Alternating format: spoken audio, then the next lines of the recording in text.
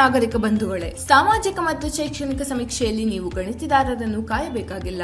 Online ನ simple procedure ಮೂಲಕ ಸ್ವತಃ ನೀವೇ ಅಪ್ಲಿಕೇಶನ್ ಫಿಲ್ ಮಾಡಿ ಸಬ್ಮಿಟ್ ಮಾಡಿ. ನೀವು ಮಾಡಬೇಕಾಗಿರೋದು ಇಷ್ಟೇ. ಸ್ಟೆಪ್ 1 KSCBC selfdeclaration.karnataka.in ಗೆ ಭೇಟಿ ಕೊಡಿ. ಸ್ಟೆಪ್ 2 ನಾಗರಿಕ ಅಥವಾ ಸಿಟಿಸನ್ ಎಂದು ಕೊಡಿ. ಸ್ಟೆಪ್ 3 ನಿಮ್ಮ ಫೋನ್ ನಂಬರ್ ಎಂಟರ್ ಮಾಡಿ OTP ಪಡೆಯಿರಿ. ಸ್ಟೆಪ್ 4 ಹೊಸ ಸಮೀಕ್ಷೆ ಮೇಲೆ ಕ್ಲಿಕ್ ಮಾಡಿ. ಸ್ಟೆಪ್ 5 ನಿಮಗೆ ಕೊಟ್ಟಿರುವ UHID ನಂಬರ್ ಅನ್ನು ನಮೂದಿಸಿ ವೆರಿಫೈ ಮಾಡಿಕೊಳ್ಳಿ. ಸ್ಟೆಪ್ 6 UHID ಸಂಖ್ಯೆ ಇಲ್ಲದಿದ್ದರೆ ಐ ಡೋಂಟ್ ಹ್ಯಾವ್ UHID ಮೇಲೆ ಕ್ಲಿಕ್ ಮಾಡಿ ಎಸ್ಕಾಂ ಖಾತೆ ಲಿಂಕ್ ಮಾಡಿ. ಸ್ಟೆಪ್ 7 ಸಮೀಕ್ಷೆಯಲ್ಲಿ ಭಾಗವಹಿಸುವವರ ಫೋಟೋ ಕ್ಲಿಕ್ ಮಾಡಿ ಅಪ್ಲೋಡ್ ಮಾಡಬೇಕು. ಸ್ಟೆಪ್ 8 ಆಧಾರ್ ಅಥವಾ ಪಡಿತರ ಅಥವಾ ಗುರುತಿನ ಚೀಟಿಯನ್ನ ಆಯ್ಕೆ ಮಾಡಿಕೊಳ್ಳಿ. ಸ್ಟೆಪ್ 9 ನಿಮ್ಮ ದಾಖಲೆಯ ನಂಬರ್ ಅನ್ನು ನಮೂದಿಸಬೇಕು. ಆಧಾರ್ ಬಳಸಿದರೆ OTP ಬರುತ್ತೆ ಅಥವಾ QR ಕೋಡ್ ಸ್ಕ್ಯಾನ್ ಮಾಡೋ ಮೂಲಕ ಫೇಸ್ ಕ್ಯಾಪ್ಚರ್ ಮಾಡಬಹುದು. ನಂತರ ಗೆಟ್ ಡಾಟಾ ಡೀಟೇಲ್ಸ್ ಮೇಲೆ ಕ್ಲಿಕ್ ಮಾಡಿ ಮುಂದುವರಿಯಬೇಕು. ಮನೆಯ ಮುಖ್ಯಸ್ಥರ EKYC ನಂತರ ಕುಟುಂಬ ಸದಸ್ಯರನ್ನು ಸೇರಿಸಲಾಗುತ್ತದೆ. ಸ್ಟೆಪ್ 10 ಸದಸ್ಯರನ್ನು ಸೇರಿಸಿ ಮೇಲೆ ಕ್ಲಿಕ್ ಮಾಡಿ EKYC ಪೂರ್ಣಗೊಳಿಸಿ. ಸ್ಟೆಪ್ 11 ರೇಷನ್ ಕಾರ್ಡ್ ನಲ್ಲಿರೋ ವ್ಯಕ್ತಿ ಮೃತಪಟ್ಟಿದ್ದರೆ